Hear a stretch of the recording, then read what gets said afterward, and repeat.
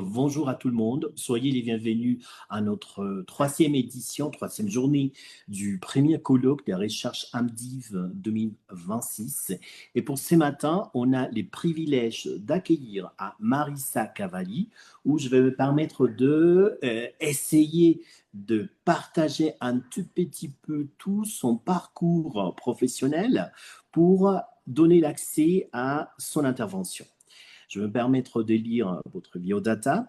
Marissa Cavalli a enseigné le français pendant 17 ans dans les écoles secondaires du premier degré de la vallée d'Aoste, région d'Italie, ayant de langue officielle l'italien et le français, dans un contexte de plurilinguisme diffus comprenant des langues vernaculaires, des dialectes de la migration interne italienne et des langues parlées de la migration plus récente intra- et extra-européenne.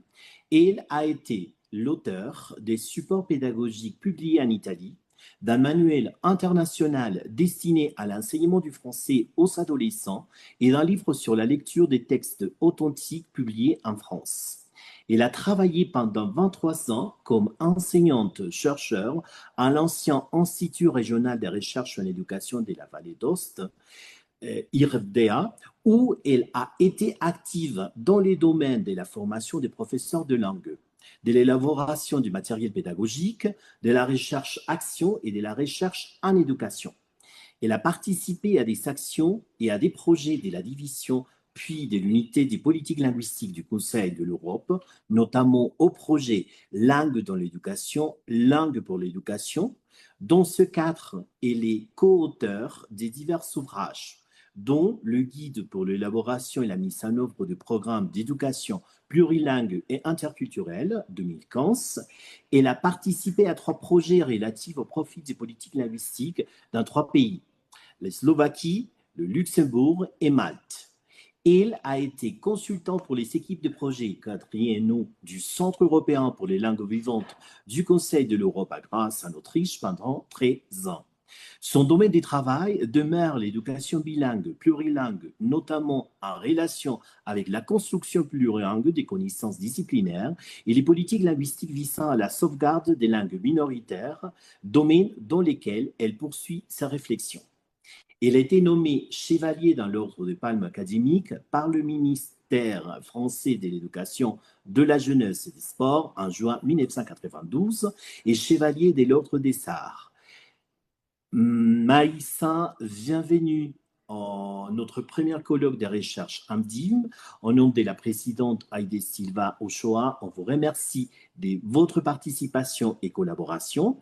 Et je vais permettre de lire les titres de l'intervention. Médiation, une compétence professionnelle en vue d'une éducation équitable et de qualité pour toutes.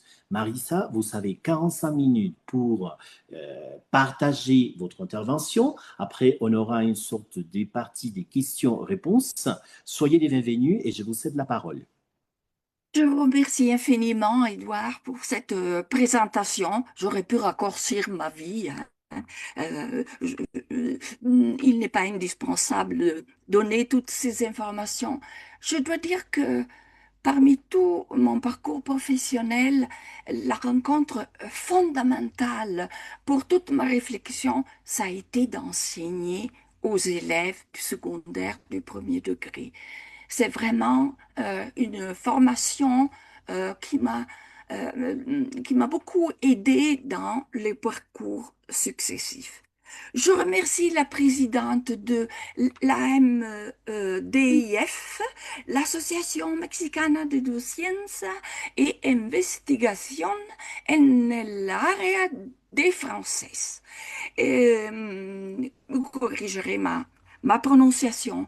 Pourquoi? Alors écoutez, j'adore votre devise, faire de la recherche en et sur le français au Mexique, passé, présent, avenir. J'espère surtout avenir. Pourquoi? Parce que la recherche-action est fondamentale dans la formation des enseignants C'est la meilleure forme de coopération entre universitaires, entre théorie d'un côté, mais avec les pratiques, les difficultés, les solutions que les enseignants trouvent dans leur classe. Et enfin, merci pour le français aussi. Je suis à côté de vous. Je partage votre souci pour le français.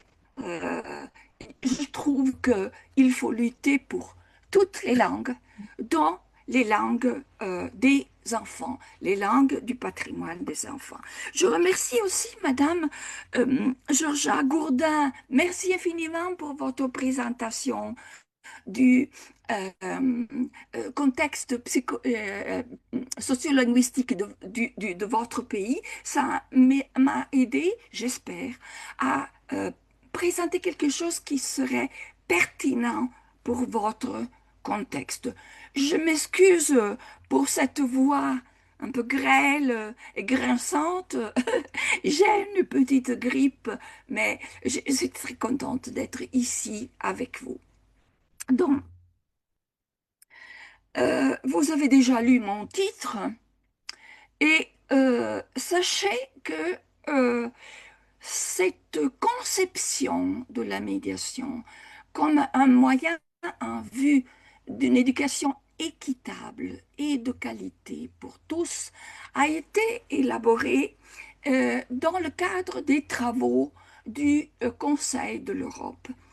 Je ne veux pas faire la publicité pour le Conseil de l'Europe. Je pense que vous l'utilisez déjà dans vos programmes, mais je veux dire que parmi, entre l'Union européenne d'un côté et le Conseil de l'Europe de l'autre, moi, je choisis le Conseil de l'Europe. Pourquoi? Parce que le Conseil de l'Europe est du côté du droit. Donc, toutes les fois où le Conseil de l'Europe travaille sur les langues, c'est pour assurer des droits, assurer les droits des langues minoritaires, assurer les droits des élèves en difficulté. Est-ce qu'il y a quelques problèmes? Non? Non? Non. Non, Non, Marissa. Non, non, non. non, mais il y a peut-être un micro d'allumé. Je vais éteindre. Ah, d'accord. Et euh, tandis que l'Union européenne, qui a moins de pays associés, euh, a une vision des langues comme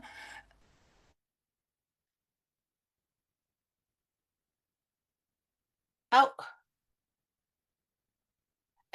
il y a un problème de micro. Attendez, est-ce que vous pouvez allumer votre micro à nouveau? oui, Voilà, attendez. c'est bon. Voilà, vous me trouvez. D'accord, ok. Donc, ces deux visions qui sont sans doute complémentaires, mais disons que la vision des langues sur la question des droits est absolument fondamentale pour moi. Donc, euh, ceci est mon plan. Je vais d'abord essayer de dire brièvement ce qu'a été l'histoire de la médiation dans le CECR et dans le volume complémentaire du CECR. Et puis, je vous présenterai le modèle conceptuel dont a été question par Heidi. Pour l'apprentissage, on passera d'un modèle qui est celui du CECR, pensé pour l'apprentissage langagé, à un modèle tripartite, vous verrez pourquoi, qui a été pensé pour l'éducation et le droit des élèves. J'essaierai de vous donner des exemples. Mais qu'est-ce que c'est que ça? Qu'est-ce que c'est que cette attention à la médiation? Est-ce que c'est une mode? Non, c'est pas une mode. C'est vrai que la médiation est présente dans des tas de domaines, de domaines, dans des tas de domaines comme la diplomatie, la justice, la psychologie, la consultation conjugale, la consultation des familles, etc., etc. Sachez que le CECR qui est quand même en 2011, celui de 2001, un vieux monsieur, puisqu'il a été, on a commencé à y penser dans les années 90 et son volume complémentaire traite déjà de la médiation. Disons que le CECR, vous verrez, euh, présente une certaine vision qui peut être utile à certains des profils professionnels que vous possédez dans cette séance. Le modèle conceptuel, par contre, je l'ai dit, c'est quelque chose qui doit penser surtout aux élèves en difficulté. Je dis que je vous donnerai des exemples de médiation linguistique et cognitive qui correspondent à l'ambition du titre, parce que c'est une grande ambition. Je vous rappelle quand même que quelqu'un, en 1934, Vygotsky, avait déjà parlé de la fonction de médiation de l'adulte expert qui accompagne l'élève dans son apprentissage, dans cette zone un peu ambiguë où l'élève n'arrive pas encore tout seul à s'approprier des notions et des concepts. Et il a déjà parlé de la notion de médiation linguistique. Il a déjà parlé de concepts naturels qu'on acquiert avec la langue maternelle. Et il a parlé de la langue plus académique que l'on utilise à l'école pour monter dans la connaissance de ces concepts.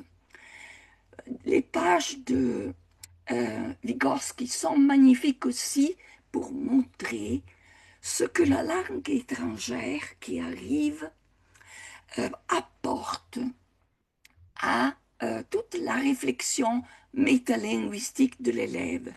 Comment elle enrichit fortement n'importe quelle langue étrangère et pas seulement l'anglais amène cette possibilité de avancer, progresser dans l'apprentissage.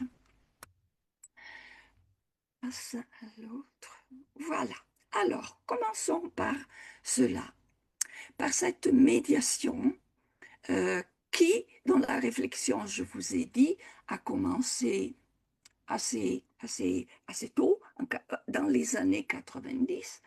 Et comme vous le voyez dans le schéma que les concepteurs du volume complémentaire ont repris d'une version provisoire du cadre, la médiation est une activité langagière complexe qui se situe au croisement des autres euh, activités langagières, dont la réception, qu'elle soit orale et écrite, la production, qu'elle soit orale et écrite, l'interaction, qu'elle soit orale et écrite. Voici ce que le CSR disait. La compétence à communiquer langagèrement du sujet apprenant et communicant est mise en œuvre dans la réalisation d'activités langagères variées, pouvant relever de la réception, de la production, de l'interaction, de la médiation. Et on commence à donner des exemples, notamment les activités de traduction et d'interprétariat. Je sais que parmi vous, il y a des personnes qui se préparent à ces professions très nécessaires et très délicates qu'il faut vraiment pousser pour que l'anglais ne nous envahisse pas totalement. Chacun de ces modes d'activité étant susceptible de s'accomplir tant à l'oral qu'à l'écrit, soit à l'oral, soit à l'écrit. Là, dans une autre, là où on parle des activités langagères, le CECR euh, ajoute quelque chose. Et de nouveau, il dit, participant à la fois, comme on l'a vu tout à l'heure, à la réception, à la production, les activités écrites et ou orales de médiation permettent, par la traduction et l'interprétariat, mais vous voyez, on ajoute autre chose, le résumé ou le compte rendu, de produire à l'intention d'une tierce personne, là c'est très important, une reformulation accessible d'un texte premier auquel ce tiers n'a pas d'abord accès direct. Donc, les activités langagères retraitent un texte qui est déjà là et tiennent une place considérable dans le fonctionnement langagier ordinaire de nos sociétés. Donc vous voyez, ce CESR n'a par contre absolument pas préparé des descripteurs pour euh, ces activités langagères de médiation. Et c'est le volume complémentaire qui donne de la médiation quand même une vision plus épaisse, plus non seulement la médiation de texte, mais la médiation des concepts, dont la médiation cognitive, et de la communication, dont c'est toute la problématique des interactions. Et il donne foison d'échelle pour ces activités de médiation. 19 pour les activités, puis vous savez que toute activité langagère a une partie qui est activité et l'autre qui est stratégie de médiation, et 5 échelles qui concernent justement les processus de médiation. Alors, je vous indique, vous aurez ma projection PowerPoint, vous pourrez aller voir où trouver, où trouver des idées de mise en œuvre. Parce que vous voyez, vous avez une colonne de descripteurs pour les niveaux les plus bas, vous avez les domaines dans lesquels public, personnel, professionnel, éducationnel, dans lesquels on peut exercer ces activités de médiation langagère. Maintenant, je passe à la partie que nous avons élaborée, Daniel Coste et moi-même. La consigne était la suivante. Pouvez-vous essayer de voir ce qui a changé dans la société depuis les années 90 jusqu'à nos jours, c'était les années 2014-2015, pour qu'on approfondisse quelque peu la notion de les notions que porte le cadre. Là, c'est un peu notre opinion de Daniel Coste et moi-même par rapport aux descripteurs. Personnellement, je trouve que les descripteurs, c'est une partie qui est un peu technique. Je ne réduirai pas là l'activité d'apprentissage et d'enseignement aux descripteurs. Mais ils peuvent être très très utiles, surtout aux gens qui commencent à enseigner. Parce que quand ils sont bien utilisés, ils peuvent positiver l'apprentissage, rendre plus transparent pour certaines catégories d'acteurs les objectifs d'usage fonctionnel poursuivis, les enseignants, mais les élèves aussi, mais les parents aussi, et l'institution aussi, de manière à atteindre des finalités langagères. Donc, envisager les descripteurs comme des processus stimulants, comme des stimuli à produire ou à faire produire, c'est important. Dans ce dernier cas, les descripteurs peuvent être pensés en termes d'action pédagogique et didactique à mettre en œuvre, de compétences à faire acquérir, d'activités à mener en classe. Je pense personnellement que la chose la meilleure, plutôt que de donner des tas de descripteurs, il faudrait aider les enseignants à les construire eux-mêmes sur la base des finalités qu'ils donnent à leur enseignement. Toutefois, s'il y en a, ils peuvent être utiles. Là, vous avez par exemple, d'un côté, les activités de médiation. Vous voyez la liste des 19 échelles et puis les 5 échelles sur les stratégies. Alors, autant le CESR ne gardait que la médiation textuelle, à l'écrit, à l'oral, par l'interprétariat, par le résumé, etc., par le compte rendu, autant le volume complémentaire enrichit, médier les concepts. Alors, et c'était déjà présent chez Vygotsky, et c'est quelque chose sur quoi nous avons beaucoup insisté. Et puis, la médiation de l'altération et de la communication.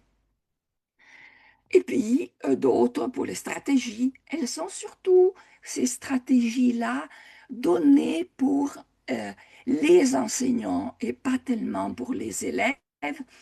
Comment, par exemple, d'un texte très synthétique, amplifier le texte pour le rendre plus simple et plus compréhensible, ou alors le contraire, comment d'un texte très complexe, essayer d'arriver à un texte qui soit synthétique. Là, il y a vraiment grande matière de réflexion pour tous les enseignants. J'ai essayé aussi de vous préparer cette diapo parce que là, vous avez tous les travaux qui ont été faits autour du volume complémentaire et qui sont très importants. Tim Goodyear et Tonde Szabo. Tim Goodyear, qu'on a perdu malheureusement et qu'on regrette énormément, ils ont recueilli en toute l'Europe des descripteurs que les États membres avaient déjà trouvés pour la médiation pour des apprenants âgés de 7 à 10 ans. Donc là, vous avez une banque de descripteurs que vous pouvez consulter pour des âges différents. Un autre recueil de 11 à 15 ans, surtout Tim Goodyear, hein, l'auteur, et une banque qui existe sur le site du centre du Conseil de l'Europe, recueilli par Gunther Schneider et Peter Lenz au début de leur recherche sur les descripteurs. Et puis encore des descripteurs pour l'évaluation en Suisse, pour l'enseignement secondaire, et puis encore des listes de repérage pour l'auto-évaluation qui a été tirée du profil linguistique. Donc là, vous avez encore d'autres énormes banques de données qui peuvent vous être utiles. Bon, mais quoi? Qu'est-ce que nous voulons? Alors, nous avons voulu, Daniel Korst et moi-même, lui d'abord, il m'a appelé à l'aider surtout pour la partie, disons, applicative, essayer d'envisager l'apprentissage langagier comme un moyen extraordinaire pour éduquer et pour donner une éducation équitable, on a dit, pour tous les élèves. Pour tous les élèves, on veut dire que nous nous sommes concentrés sur les élèves les plus en difficulté. Qu'est-ce que c'est que cet apprentissage langagier? C'est en réalité une intervention sociale d'aide que nous avons pensée surtout d'après la requête du CIECR, excusez-moi, du Conseil de l'Europe pour l'école, mais que nous avons essayé de faire assez générique, général. Vous verrez, le modèle est très simple, pour que cela puisse aider dans toute intervention d'aide sociale. Alors, il s'agissait donc, je vous l'ai déjà dit, de recomposer un peu conceptuellement l'état de la société d'un côté et les changements qui sont intervenus entre-temps pendant plus d'une vingtaine, trentaine d'années. Nous avons voulu faire un modèle qui est ambitieux parce que penser l'éducation en termes de droits de tous les élèves, c'est quelque chose de très ambitieux. Mais nous l'avons voulu aussi modeste à la fois, vous verrez, on a quelques concepts. On a voulu se situer dans la continuité et la logique des modèles du CECR et surtout du projet que j'ai déjà énoncé dans ma biographie et qui est langue de l'éducation et langue pour l'éducation.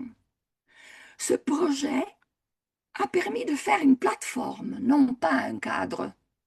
Pour les langues étrangères, nous pouvons uniformiser dans un cadre, mais pour les langues euh, premières des pays, nous ne pouvons pas imposer une norme unique.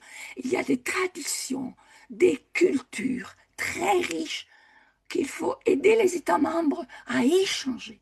La plateforme était une façon de faire échanger les pays sur leur modèle d'éducation. Et voilà les concepts que nous considérons quelque peu oubliés ou sous-estimés par le CSR. Alors tout d'abord, médiation. Médiation parce qu'on n'avait pas de descripteur. Le volume complémentaire a pourvu à cette déficience. Et altérité. Pensez aux années 90. Pensez à notre situation. Le grand événement qui a poussé le Conseil de l'Europe à travailler sur les langues étrangères était la chute du mur de Berlin. Était cette Europe qui s'unissait dans un marché commun, qui allait devoir faire cela. Et donc, pensez aux changements énormes, pensez à nos classes de partout, dans tout le monde. Combien de langues des élèves nous trouvons dans les classes? Nous trouvons des langues vernaculaires. Je sais que vous êtes plus riche que l'Italie. La tasse mondiale de l'UNESCO des langues dit que nous avons 31 langues. Vous en avez une soixantaine, me dit Madame Gourdin. Donc, il y a d'abord ça, la langue des élèves. Mais sans doute vous aussi, vous avez de ces mouvements entre les frontières, des élèves qui arrivent d'autres pays. Malheureusement, en ce moment, vous avez sans doute des Américains complètement intégrés qui doivent revenir dans leur pays et à qui il faudra enseigner la langue maternelle si les parents n'ont pas pourvu à cette activité. Donc, nous nous trouvons dans des classes plurilingues. Ce n'est pas que le CSR veut faire du plurilinguisme parce que c'est chic comme dans les écoles européennes, parce que c'est chic dans certaines élites. Non, c'est essayer de cueillir ces langues qui sont déjà là et essayer d'en faire des moyens pour que les élèves puissent vraiment bien se les approprier et faire en sorte qu'ils servent à leur mobilité. Alors, nous avons donné une vision un peu, comment dire, variable, hétérogène de la mobilité. Mobilité, c'est l'enfant qui part de chez lui et passe de sa maison, d'un endroit sûr, à l'école qui est une institution avec des règles, des langues différentes, une langue différente. La langue espagnole, par exemple, pour vous, et puis des langues étrangères. Et une autre notion qui nous paraissait absente le, euh, dans le cadre, c'est qu'on pensait à l'acteur social, on donnait cette idée de l'acteur qui, à travers la langue, agit, mais on le voyait toujours comparé directement à la société.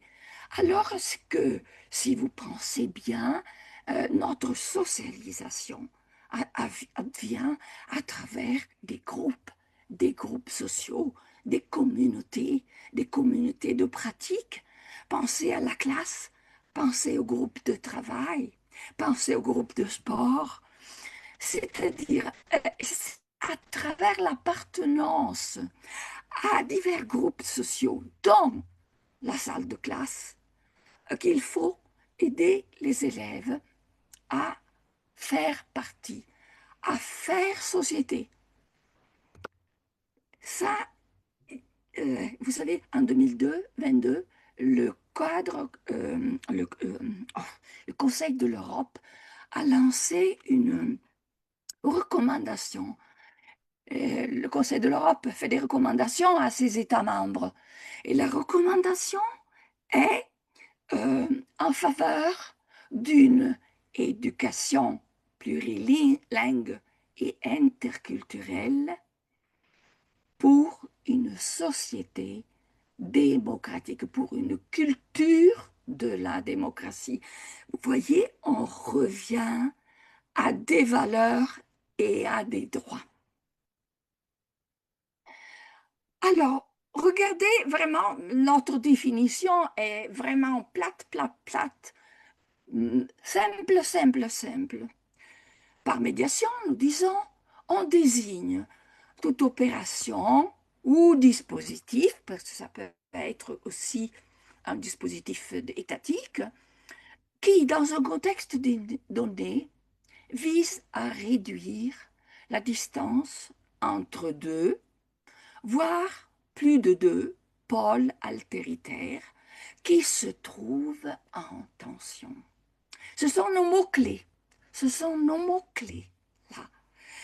Les pôles altéritaires, ça peut être pensé, alors, ça peut être l'école et les parents.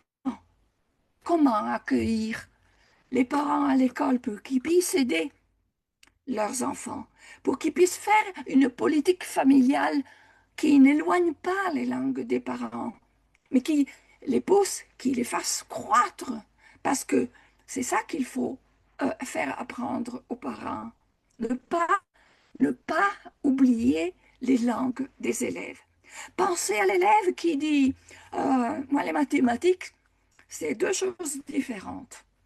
Alors, c'est une tension énorme qui existe entre cet élève qui clôt la porte à certaines disciplines. J'y arrive pas. Les filles sont plus faibles en mathématiques. Pensez aux stéréotypes qui circulent et qui agissent et qui agissent. Donc, il s'agit pour l'enseignant médiateur de donner tous les moyens aux élèves pour qu'ils puissent dépasser cet obstacle, pour réduire la distance. Attention, je pense surtout au français. Le français, je comprends vos difficultés. Madame Grondin m'a renseigné. Oui, vous avez raison, le français a des difficultés chez nous aussi. C'est l'anglais qui n'a pas de problème. Les autres langues, non. Et il est important de se rendre compte que le français est une langue difficile. Et quand on fait une médiation en tant qu'enseignant, il faut que l'enseignant ne commence pas par l'orthographe et la grammaire. J'en vois trop dans les classes qui sont encore en train de revenir à cette complexité de la langue. La langue est séduction. Sachez que les élèves, langue maternelle française, ont toutes leurs compétences cognitives pour maîtriser l'orthographe grammaticale à l'âge de 16 ans. Ne leur demandons pas l'impossible. Partons des textes, partons des choses qui les intéressent, partons de thématiques qui sont maintenant tellement douloureuses dans la société. L'école doit faire beaucoup, beaucoup pour aider cette pauvre génération qui, après les baby-boomers que nous avons été, ils puissent avoir un avenir qui soit serein dans une société démocratique. Alors, prenons les mots. Les mots-clés que nous avons pris. Mobilité. Essayons de voir quelques actions. Pour la mobilité, il faut essayer de donner à l'élève euh, une idée de projection dans un projet, dans un avenir. Alors, là, je remets des choses que vous faites sans doute. Partir du répertoire langagier et culturel de l'élève, partir de leur langue, partir de leur espagnol. Vérifier les représentations mentales de la langue ou de la discipline, parce que cela vaut également, également pour tous les profs de discipline, et des modalités de son appropriation et utilité. Faire comprendre à quoi le français me sert, à où je peux aller parler français. Faire ressortir les préjugés, les stéréotypes sur la langue, sur la discipline, et en discuter avec les élèves. Faire expliciter et argumenter toutes les connaissances qu'ils ont déjà. Partir de là où les élèves se situent. Discuter avec les élèves sur comment la langue, la discipline fonctionne, se construit. Et c'est merveilleux si vous leur ouvrez ce monde, cet univers de la langue. Communauté. Alors là, pour la communauté, il faut nous travailler sur des processus d'inclusion. C'est des choses banales que je dis. Sans doute vous y avez déjà réfléchi. Vygotsky y a réfléchi en 1934. Créer un climat serein de collaboration, sans compétition. Si nous voulons créer des sociétés démocratiques, c'est pas sur la compétition qu'il faut se fixer. Il faut travailler sur la compréhension, sur la collaboration, sur l'entraide, sur la compréhension, sur la coopération. Donner à chacun confiance dans ses capacités à réussir. Ça, c'est le processus de médiation que le professeur doit mettre en action pour tous les élèves, pour les plus démunis surtout. Faire communauté, faire groupe, faire société, ne pas agir individuellement. La classe est une communauté de pratiques fantastiques si nous la transformons du champ de compétition qu'elle est souvent à quelque chose qui est par contre basé sur la coopération. Faire formuler, reformuler une explication par quelques élèves. Les élèves parfois ont plus de difficultés, ont déjà compris euh, euh, les difficultés des autres. Et quand ils les ont déplacées, s'ils expliquent aux camarades, ils savent utiliser le bon langage. Faire formuler une explication en fournissant des exemples, faire reformuler de façon plus abstraite ou plus simple, on verra tout à l'heure, à parier un élève mentor à un élève en difficulté, créer parfois des groupes de démos, mais sans stigmatiser les difficultés de chacun. Autre altérité. Là, pour l'altérité, c'est le travail que le professeur doit faire dans ce processus de mobilité. Et alors, il doit suivre l'élève, lui faire prendre conscience des succès obtenus, si minimes soient-ils, et des points qui restent à approfondir, donc le guider dans son parcours d'apprentissage. Faire trouver les stratégies pour prendre appui sur le succès et pour se sortir des difficultés. Chercher avec eux, mais aussi faire comparer, expérimenter les stratégies des autres, individuelles, le truc que quelqu'un a trouvé qui peut aider. Faire apprendre à ne pas se bloquer, à savoir demander de l'aide et puis à devenir autonome. Et ainsi de suite dans cet ordre d'idées. Alors, passons maintenant par contre à la partie de médiation qui concerne les processus d'appropriation. Quand on construit des concepts, quand on utilise une langue, il ne faut pas penser qu'on acquiert tout de suite la complexité. La complexité se construit lentement. Il faut reformuler de façon plus simple, faire reformuler aux élèves, reformuler selon le métalangage de la discipline. C'est très important parce qu'on prend conscience des défis cognitifs.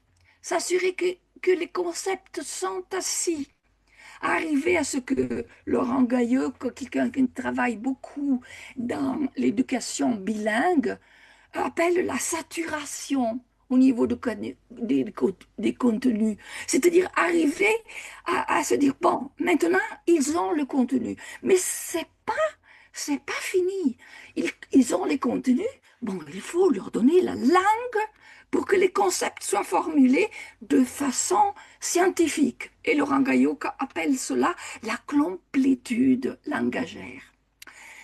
S'assurer aussi que l'étayage, et là nous revenons à quelqu'un de connu, est adéquat. Il ne faut pas trop donner de béquilles à l'élève si on veut qu'il soit autonome. Cet étayage doit être ni excessif ni insuffisant. Et là, c'est l'adéquation relationnelle. Il faut renforcer vraiment euh, l'assurance des élèves. Et ainsi de suite. C'est pas exhaustif, c'est un brainstorm que je fais. Et voici notre modèle dans sa première formulation. Alors, voyez un peu comment on l'avait pensé, en triangulant mobilité, avec les processus de projection dont je vous ai donné des exemples. Et puis, on va vers les communautés, les groupes, et les processus d'inclusion. Et puis, vers quoi? Vers l'altérité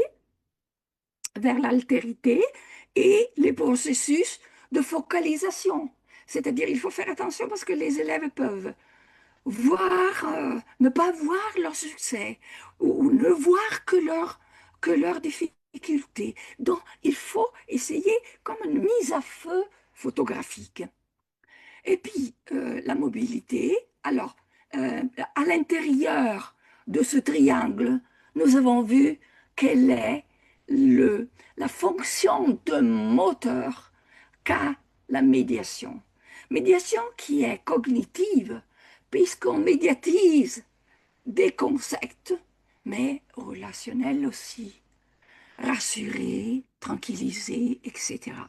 Mais attention, tout cela, la médiation cognitive et relationnelle, hein, passe à travers l'activité langagère de médiation.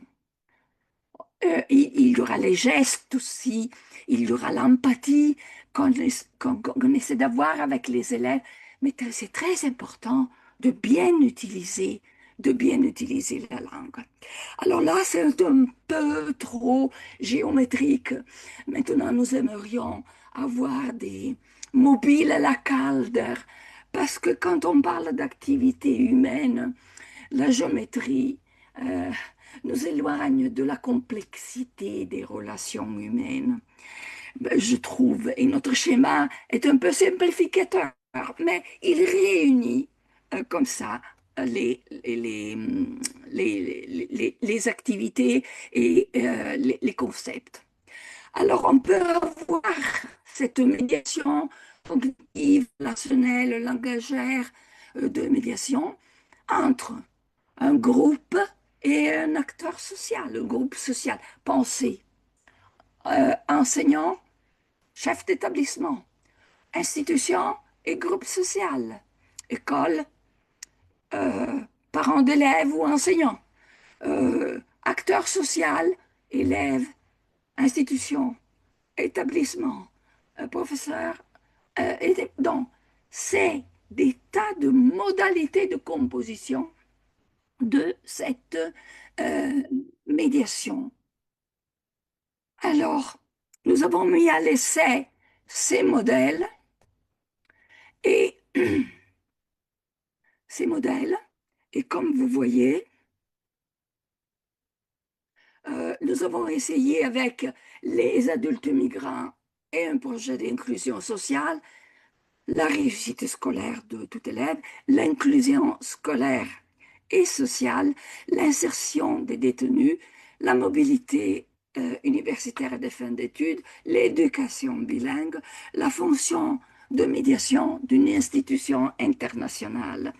Le CLV, c'est moi qui ai essayé de voir en quoi ce centre européen pour les langues vivantes est utile comme dispositif de médiation.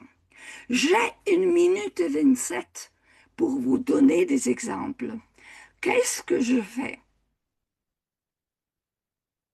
Continue, s'il te plaît, prends 5-10 minutes si nécessaire.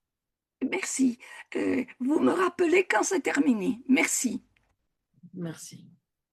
Alors, un exemple concret que j'ai tiré de quelqu'un qui travaille sur les mathématiques.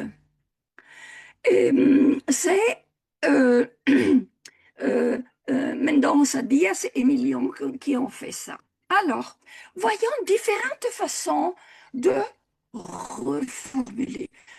Alors là, c'est un problème.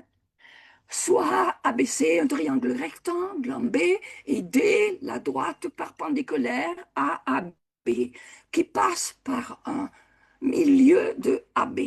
Construire la figure et démontrer que D passe par le milieu de AC après avoir justifié le fait que D et BC sont parallèles. C'est difficile. C'est difficile, mais déjà la première difficulté, c'est que c'est une écriture qui pose problème. Donc, on peut déjà travailler sur la dimension formelle, changer une police et rendre plus clair le problème qui reste quand même assez cryptique. Et puis, une autre façon, travailler sur la dimension linguistique. Par exemple, le lexique. On reformule et on ajoute un triangle, un segment, et on reformule pour que l'énoncé de la consigne devienne un peu plus clair. Mais on peut travailler sur la syntaxe, on peut la simplifier, mettre un peu plus en ordre et faire en sorte que les élèves se retrouvent dans cela. Mais on peut aussi travailler sur la dimension cognitive. Par exemple, des composants pour l'élève qui est en train, en CLIL, Émile, ou en espagnol, quand il vient des États-Unis et il ne sait pas l'espagnol. Voilà, mettre en ordre. L'élève sait comme ça comment faire. Et même, moi, j'ajouterais ce que les deux auteurs n'ont pas ajouté, Mais si l'on veut maintenir dans un premier temps la complexité cognitive de la tâche que l'élève a à résoudre, on peut très bien la traduire en langue première de l'élève. C'est un plurilinguisme d'apprentissage qui est très important.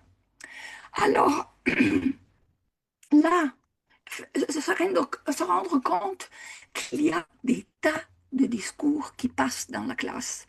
Vers la droite, vers la gauche, vous avez tout ce qui est discours oraux, qui se différencie énormément des discours écrits, parce que normalement, c'est un langage qui passe, disons, du langage quotidien au langage didactique, mais qui fluctue entre les deux.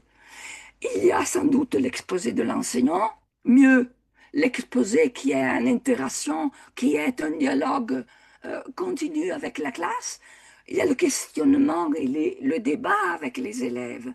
Mais surtout, en pensant au français, essayons de faire en sorte d'élargir l'espace que les élèves ont dans, pour parler, parce que c'est en parlant qu'on apprend à parler.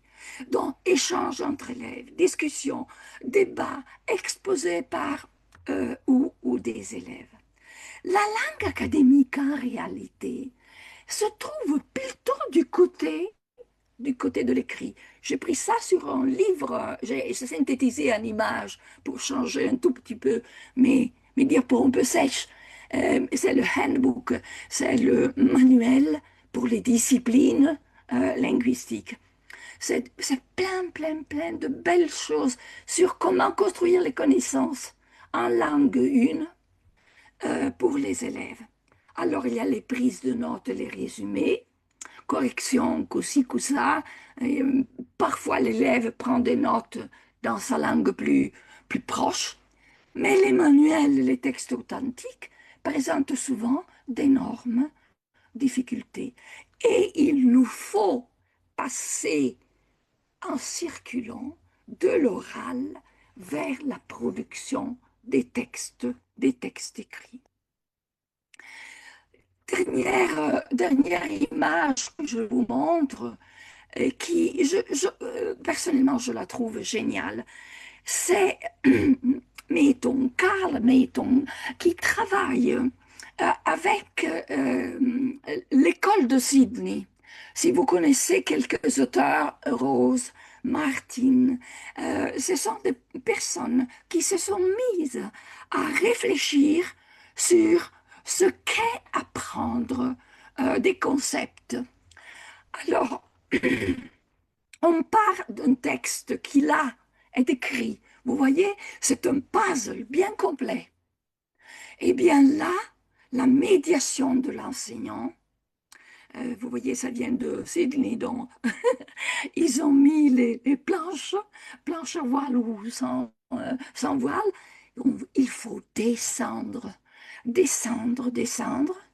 jusqu'à ce que chaque partie du concept, chaque partie de la langue sont bien comprises. Et là, on se trouve avec plein de petits morceaux bien compris.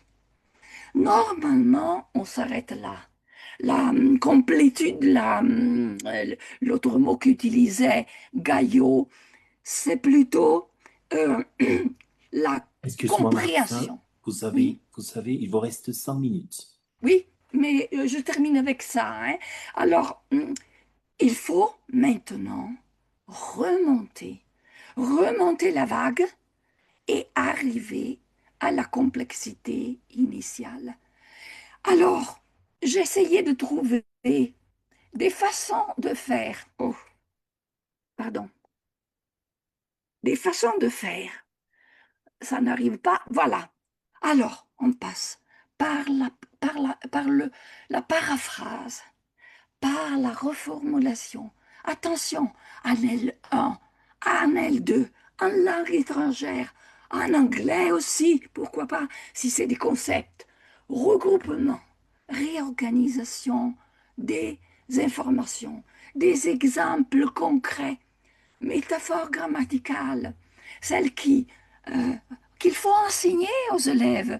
Parce que quand tout un paragraphe est résumé par la phrase euh, cette inondation, mais il faut que l'élève sache lire le premier paragraphe pour arriver à la synthèse inondation, flux de l'eau, augmentation de l'eau, etc.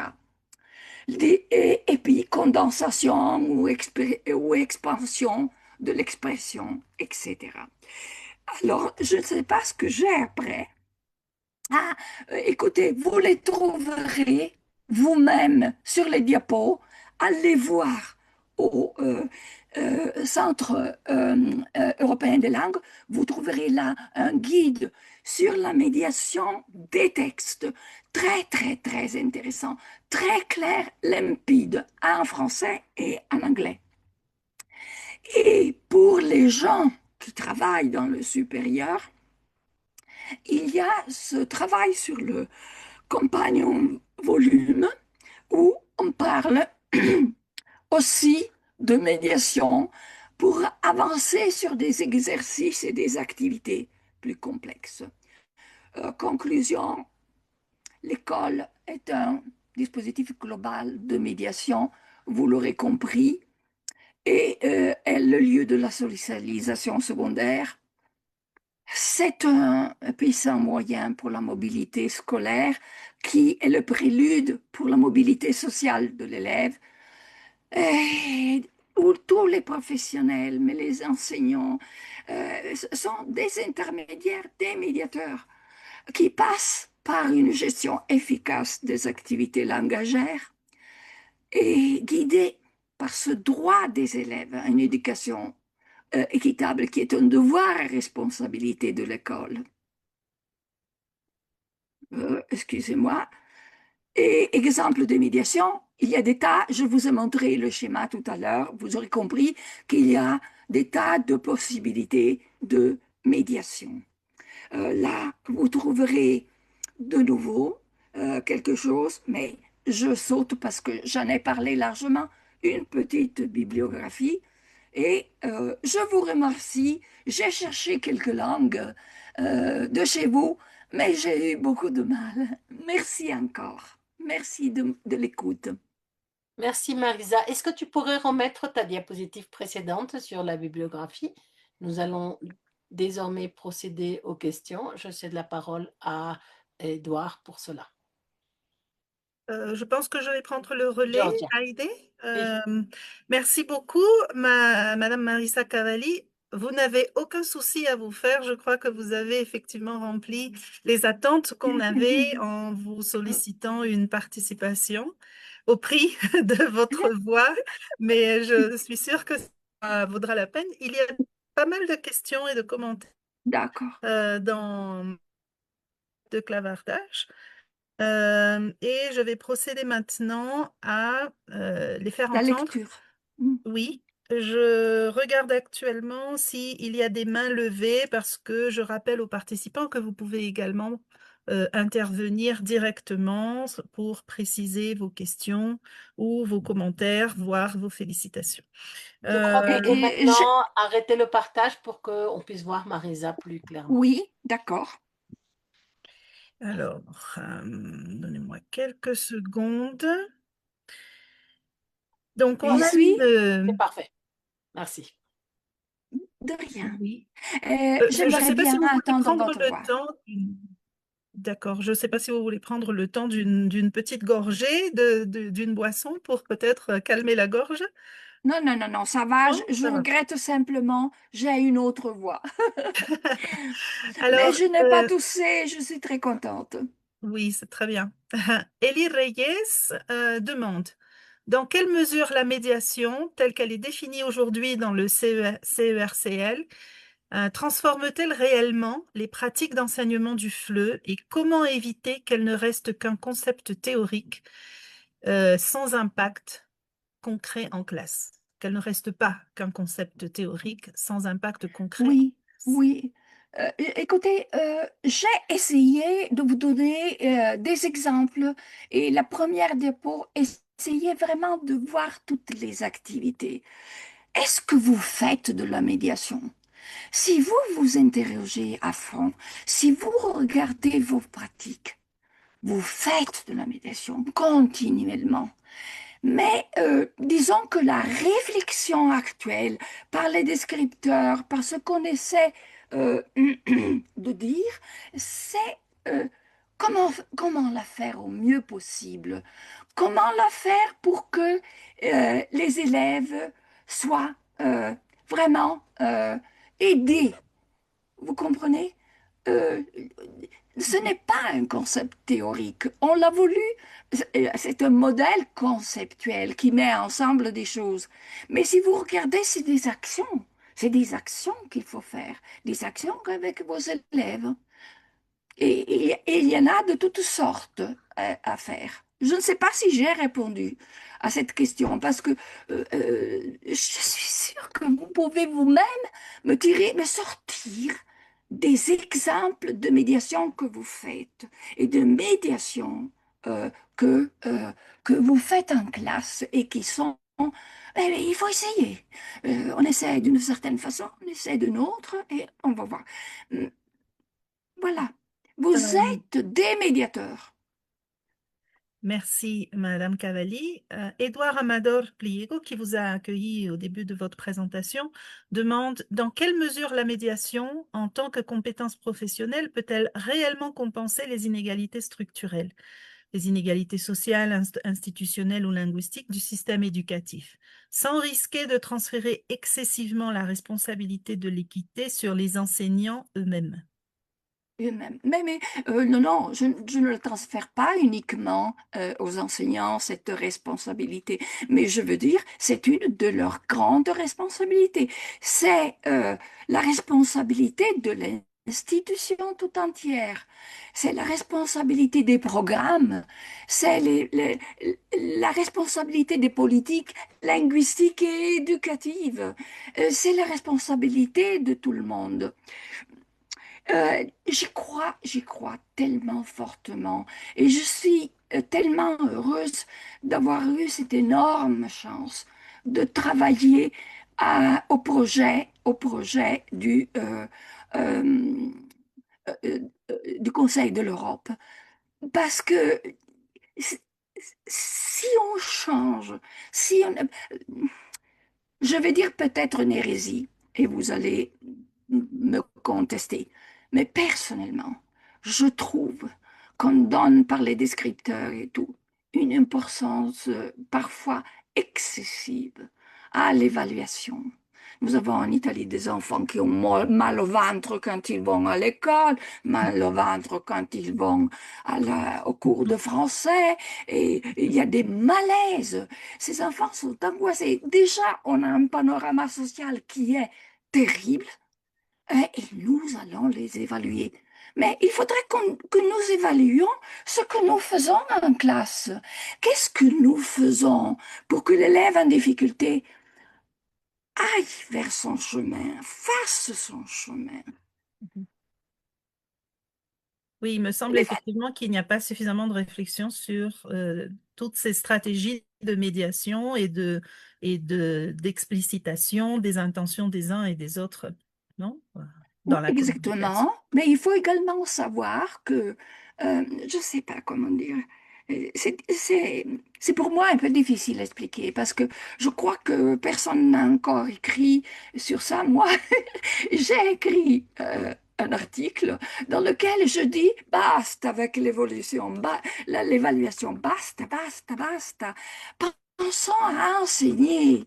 Si nous enseignons et nous avons une évaluation formative très très forte, c'est toute l'approximation que nous avons dans l'altérité, la focalisation, tous ces processus qu'on a repérés font partie d'une médiation de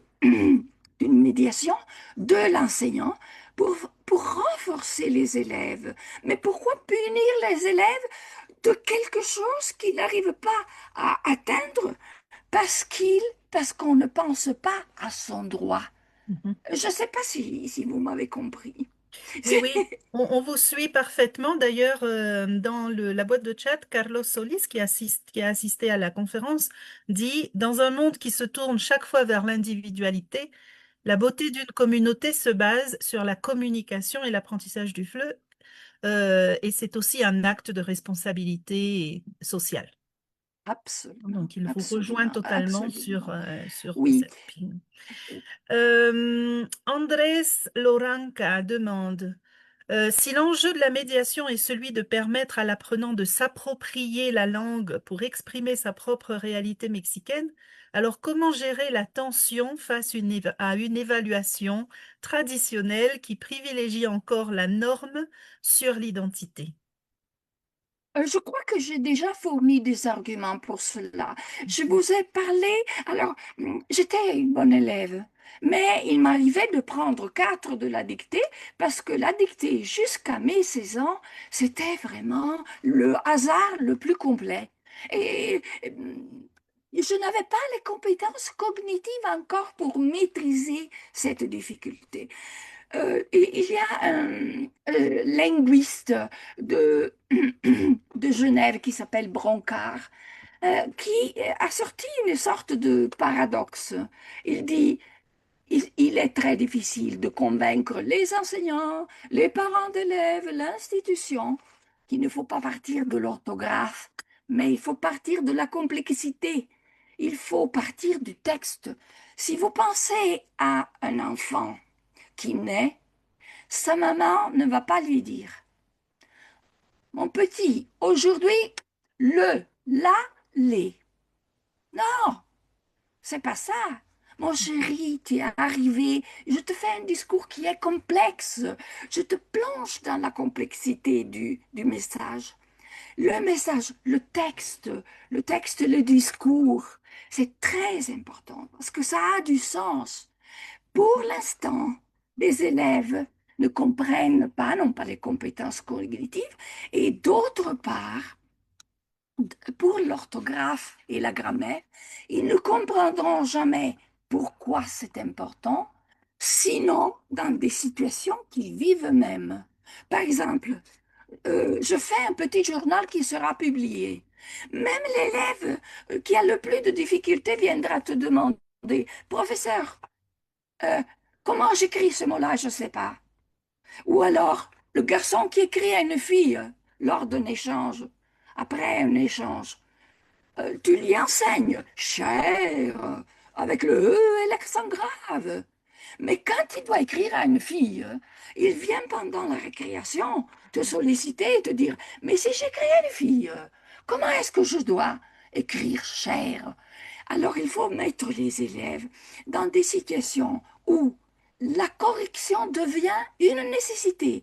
Et la nécessité, c'est se mettre la petite cravate envers la jeune fille, c'est présenter bien son texte, donc produire, produire, produire. Mhm. Alors, je vais aller directement à un commentaire de Karen Cifuentes. Il y a d'autres commentaires également importants. Je vais y revenir tout de suite après. Mais ce commentaire de Karen Cifuentes me paraît en accord direct avec ce que vous venez de commenter. Elle dit, en tant qu'enseignant, nous sommes aujourd'hui confrontés à des défis majeurs concernant la discipline et la gestion de la classe. Nous observons une difficulté croissante à réguler les comportements des adolescents, un phénomène souvent accentué par un manque de soutien institutionnel, notamment au sein de certains établissements privés, où la logique administrative peut parfois primer sur l'autorité pédagogique. Ce constat s'aggrave lorsque le dialogue avec les familles se rompt. Au lieu d'une collaboration constructive, nous faisons face à une polarisation des relations. L'enseignant ou l'enseignante est parfois perçu comme adversaire par les parents et par certains apprenants qui peuvent contourner les règles à leur convenance. Cette fragilité de collègues face à des situations d'une hostilité, c'est une fragilité de collègues face à des situations d'une hostilité préoccupante. Dans ce contexte, l'enseignement du français langue étrangère présente une complexité supplémentaire. C'est une matière qui exige de la rigueur et qui ne suscite pas toujours l'adhésion immédiate des élèves. Pourtant, c'est précisément là que réside notre plus grande motivation, la réussite de nos étudiants et l'obtention de leurs certifications officielles. Ce sont ces succès concrets qui nous rappellent la valeur fondamentale de notre métier et qui nous encouragent à persévérer dans cette voie malgré les obstacles actuels. Alors, il n'y a pas de question, mais c'est un commentaire que... J'aimerais bien les avoir tous et vous remercierez la personne qui l'a écrit. Mhm, Je partage tout à fait. Mais alors, regardons cela du point de vue de la médiation. Où est-ce que la médiation manque? Une fois, j'ai dit, expliquez ce projet aux parents d'élèves.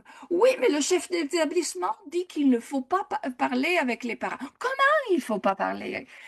Ce sont des gens avec qui on coopère. Leur médiation est fondamentale. Il faut enlever l'hostilité. Il faut expliquer sa propre discipline. Il faut peut-être, quand il y a des problèmes, les discuter avec eux. C'est des partenaires fondamentaux. Il faut les rendre amis. Faites attention parce que il y a parfois des parents qui sont hostiles dans le privé parce qu'ils ne sont jamais appelés. On- ils n'ont pas une voix pour dire mais mon fils rencontre ces difficultés. Il, il- il- il faut activer ça. Ça, c'est vraiment la médiation qui peut être celle du chef d'établissement, de la mhm. psychologue, de l'infirmière si vous avez des infirmières à l'école, de l'enseignante, du corps enseignant, et patati et patata. C'est-à-dire vraiment à tous les niveaux, il faut qu'il y ait discours, partage, communauté. Il faut faire communauté tous ensemble. Tous ensemble, tous ensemble. Chez nous, il y a aussi ce genre de problème. Mais est-ce qu'on prend sérieusement en compte la possibilité de dialoguer avec ces enseignants, ces parents d'élèves? Mhm. Accueillez-les, accueillez-les, parlez avec eux, mais sans vous mettre en chair. Vous travaillez sur de la matière humaine qui est si délicate, si importante. Il faut que vous travaillez de concert. Appelez les parents au début de l'année. Faites des choses avec eux. Des projets où ils sont aussi partie prenante, où ils font des choses. Surtout des parents étrangers, par exemple, si vous en avez, on n'a pas eu le temps d'approfondir vraiment. Est-ce que vous avez des élèves étrangers qui viennent d'ailleurs? Parce que souvent, c'est ce genre de parents qui restent à la marge de l'école. Et Oui. c'est important, c'est fondamental. Mais là, écoutez, il y a tout le monde. Il y a le chef d'établissement, il y a les politiques. Parce que si vous avez des programmes qui vous disent les parents n'ont pas leur mot à dire sur le programme, c'est c'est- c'est- c'est difficile, c'est difficile. Mhm. Il y a également deux autres questions que je voudrais aborder rapidement avec vous. Dans la boîte de chat, Delphine Pluvinet et Haïdé Silva demandent, d'une part, comment intégrer la médiation dans une classe avec des niveaux très hétérogènes et l'intégrer dans la formation des futurs enseignants de FLE? Et Haïdé demandait précisément si vous pouviez évoquer rapidement en quoi consiste la notion de complétude langagière que vous avez citée lors de votre présentation. Très bien. Alors, tout d'abord, la première question, c'était Intégrer la médiation dans une classe intégrer. avec des niveaux hétérogènes et dans la formation des professeurs. Alors, si nous n'avions pas l'évaluation qui classe les élèves sur une échelle, nous n'aurions pas de problème. Mhm.